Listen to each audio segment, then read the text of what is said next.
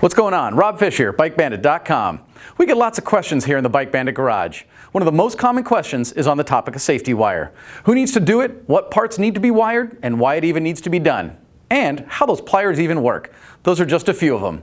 In this segment of the BikeBandit Garage, we're going to take a look at all of the aspects on safety wiring a motorcycle, be it for track preparation or just for the casual rider, be it for street or dirt. So let's take a closer look at the basics of safety wire.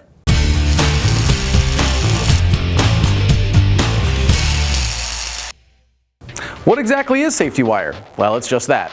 It's wire. Motorcycles vibrate and shake, and bolts and fasteners can loosen up and potentially back themselves totally out. If that happens, parts fall off and can create situations of potential injury to riders and damage to machines. So in order to minimize the risk, an easy way to ensure a fastener stays tight is to safety wire it. Safety wire is offered in different thicknesses, usually between 25/100ths and 32/100ths of an inch, with the former being more pliable and easy to work with, and the latter being stronger and a bit stiffer. It's usually sold in increments of 25 feet, a quarter pound, or 1 pound spools. Who needs to safety wire their bikes? It's not just for racers complying with the mandatory rules of their organization. Even the casual rider can benefit from using safety wire on their bikes. How about the off-roader just trying to keep the grips from twisting on their handlebars? Now here's where things get fun. What exactly needs to be safety wired? Most race guidebooks will specify that any bolt that has either oil or water behind them, like your oil and coolant drain bolts, as well as their respective fill ports, need to be wired. Brake and wheel components need to be wired as well. Axle bolts, pinch bolts on the fork legs, and all bolts involved with a braking system, like the caliper bolts and the banjo bolts too. Those are the usual suspects, but some folks take it one step further, and there's absolutely nothing wrong with that. The steering head bolt is often done, the bolt or bolts that attach the muffler, and even the exhaust manifold bolts, and the handlebar grips. You get the idea. If it can loosen up and potentially fall off, wire it up. How does one attach the wire to the bolts?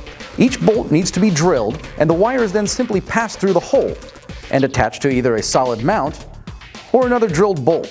There is an actual method to drilling the bolts out too. Using a drilling jig makes the job much easier and more precise.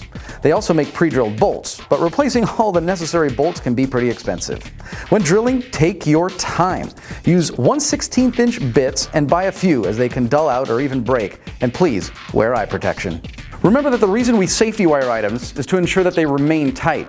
So we need to start with the bolts tightened to their proper torque specs. Then mark the location to be drilled. The old saying of righty-tighty, lefty-loosey is what needs to be applied to the location of the holes. Take a look at this example. Notice how the holes are drilled in a way that if a bolt got loose, it would actually be held in place under tension against the rotation of the other bolt. That is the key to proper safety wiring. Oftentimes, safety wire is simply attached to a solid mount on one side and then to a cotter pin on the other. Sometimes it's two cotter pins done together.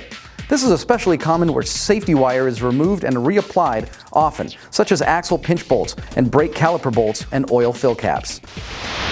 So exactly what is the process? Let's do a spin-on type oil filter. Now, some filters have a pre-drilled nut welded on the top, like the K&N already installed on this bike. But we're going the no-frills route here. Visit your local hardware store and buy a hose clamp.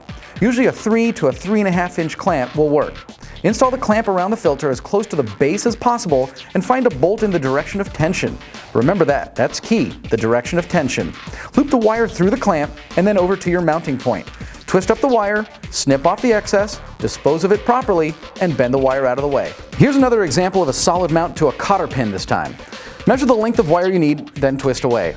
I know that with each install I mentioned to snip off the excess wire and then dispose of the tab properly.